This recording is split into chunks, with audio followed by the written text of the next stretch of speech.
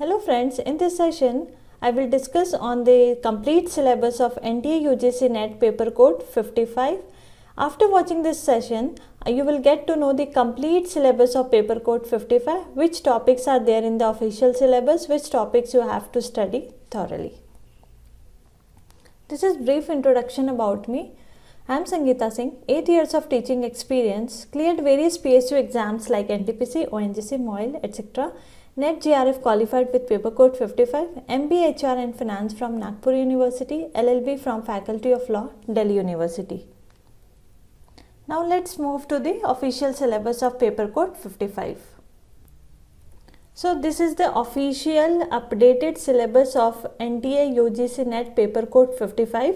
This updated syllabus is effective from June 2019 onwards. So June 2019 onwards, June 2019 and onwards ये syllabus applicable है, ठीक है. तो इसको हम यूनिट वाइज डिस्कस करेंगे.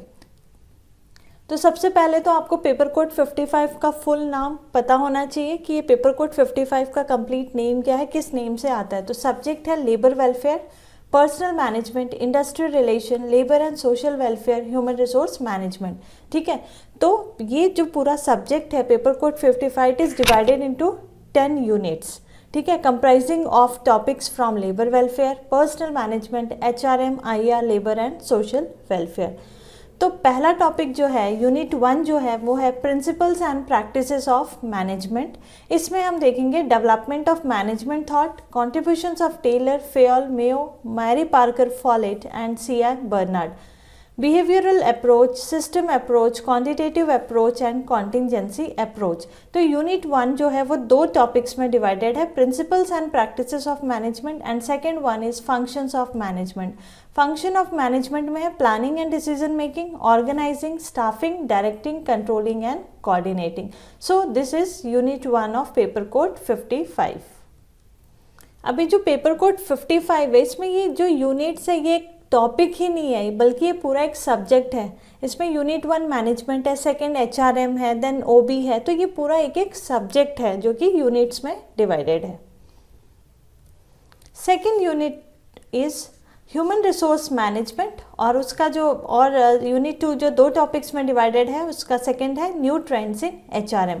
तो HRM में हम देखेंगे conceptual framework, human resource planning, job analysis, recruitment, selection, placement, induction, training and development, performance management, job evaluation, compensation management, employee benefits, incentives and managing career, right. तो देखेंगे HRM का पूरा topic है, मीन्स ये पूरा एक सब्जेक्ट है जो कि यूनिट 2 में है. नेक्स्ट जो इसमें है न्यू ट्रेंड्स इन HRM, इसमें इन्होंने जो टॉपिक्स दे रखे हैं changing environment of HRM and contemporary challenges, emerging HRM concepts. तो दिस टू टॉपिक्स, ये दो सब्जेक्ट्स को मिला के यूनिट 2 हुआ है. Unit third is divided into two, human resource development, HRD, and second one is international human resource management, IHRM, right.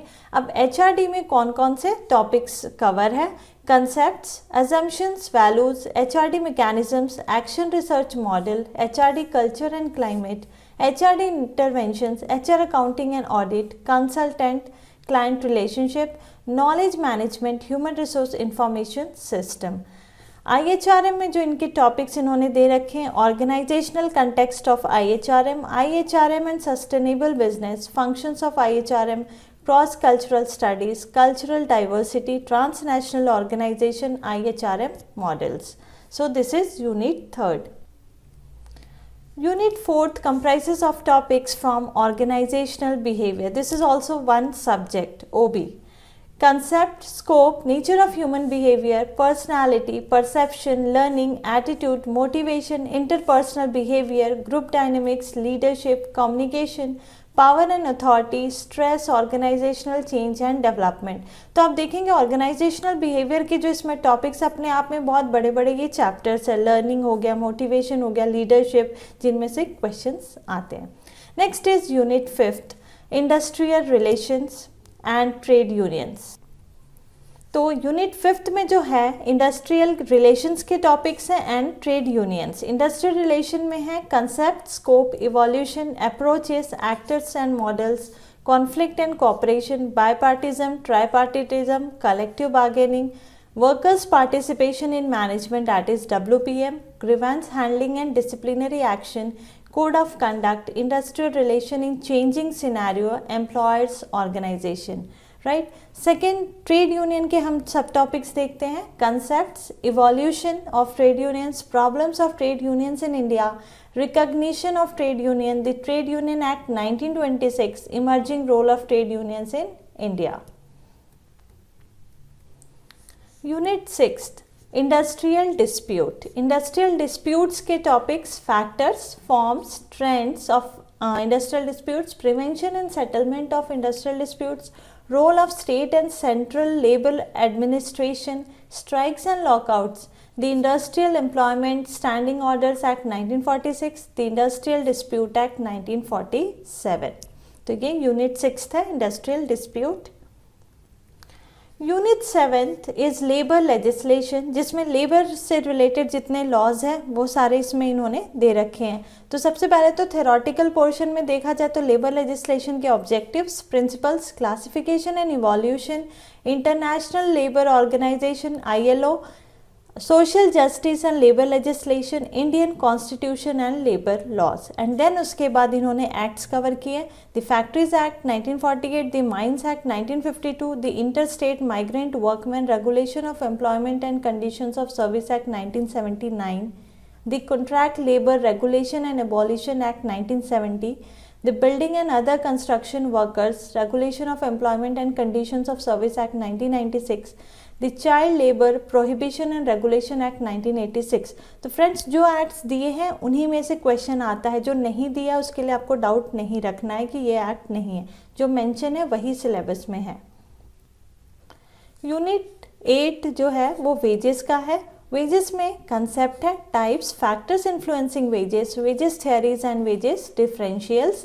And then इसके बाद एक्ट्स रिलेटेड टू वेजेस है, जैसे कि the minimum wages act 1948, the payment of wages act 1936, the payment of bonus act 1965, the equal remuneration act 1976, the payment of gratuity act 1972 and the employees provident fund and miscellaneous provisions act 1952.